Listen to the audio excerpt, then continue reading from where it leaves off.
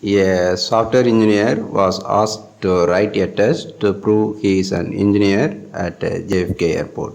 Celestine Omin is a 28-year-old software engineer. A few days back, he had left his home in Nigeria to come to the United States for the first time. It was a work trip.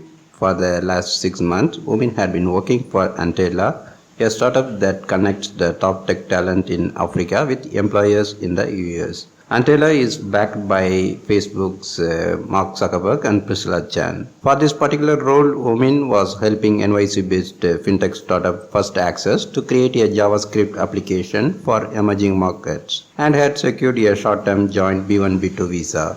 After landing at JFK Airport, Omin waited for 20 minutes and then reached the front of the line, where a customs and border protection officer asked him a series of questions.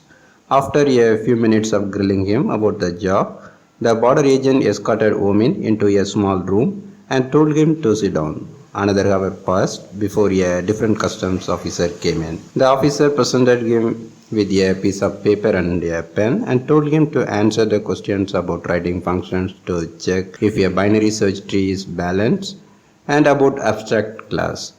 To Omin, who now hadn't slept in more than 24 hours, the question seemed opaque and could have multiple answers. With no context or guidelines on how to answer the questions, Omin, too tired to even think, sat down and tried his best. But when he handed his answers back after about 10 minutes of work, the official told him his answers were wrong, and then the officer allowed him to enter into US.